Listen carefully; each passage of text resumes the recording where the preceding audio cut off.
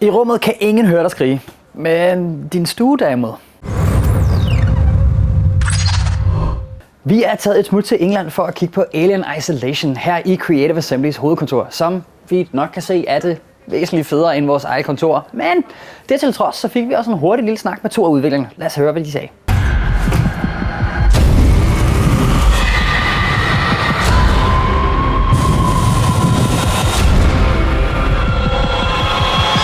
Well, when we first started making this game, it was a challenge for us because we wanted to make the alien feel scary again. We wanted just one alien on its own to be a huge problem.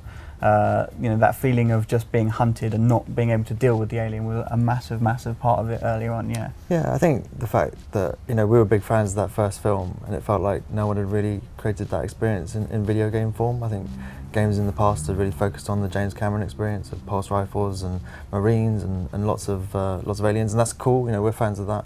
But it felt like there was an incredible opportunity to take you back 35 years to the original the original movie, back to that kind of Ridley Scott haunted house in space, and make the player feel like they were one of the crew of the Nostromo, actually feel like they were being hunted, and just a game where one alien could be really significant and really terrifying and kind of meaningful to the player. Yeah.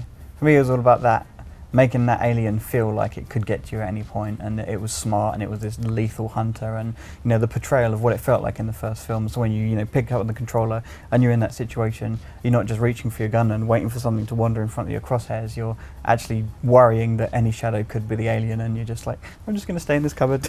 Yeah, I mean, I think that's it, is to take a completely new approach where the game was about survival. I think that's what you get out of the original movie, is that crew is trying to survive. They're not trying to necessarily kill this thing, they're just trying to moment survive, and what would a game be like if it followed the same path.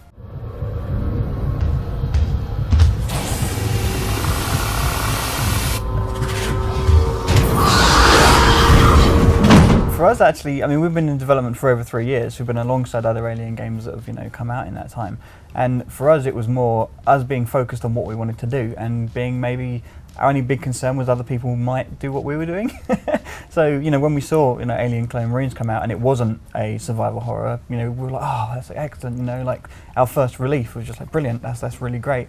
And the other side of it was a lot of people after that game were wanting something more scary and something more survival based, so we were reading a lot of forums and seeing a lot of comments describing the game we were making, and that was massively exciting.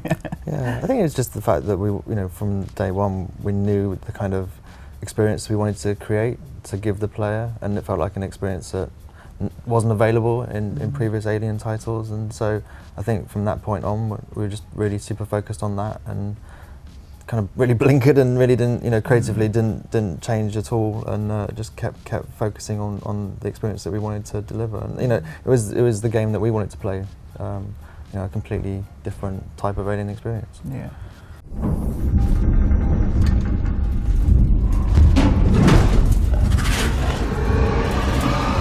Well, we knew that we wanted the game to be very, very difficult. We knew, we wanted the whole survival feel, and that it wouldn't be, easy to get through in a way.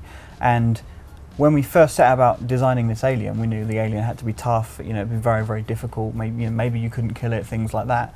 And we found that the more we played that, the more we'd die, all the time. And each time you came back and you'd see the same event again, you almost had more information than the creature, because you knew what it was going to do. So very early on we were like, well, we knew that we wanted it to be different every time. We knew it wanted to be unpredictable, so you never knew where he was going to be. And that first point where he kills you, and then you come back in and you pick up from the last checkpoint, and you go to the corner he came around before and he's not there. As a player, the whole kind of scale of the world becomes apparent to you, and you're like, I'm in real trouble here. So there was a big drive to make it non-predictable and systematic. So that led us to this sense-driven creature that would hunt for sounds and light and things like movement and light and dark.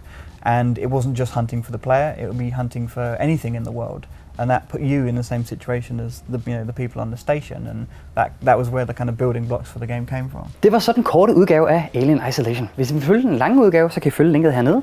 Og husk at fortælle os, hvad I synes om spillet i kommentarfeltet dernede, og så like og del, og så ses vi senere. Hej.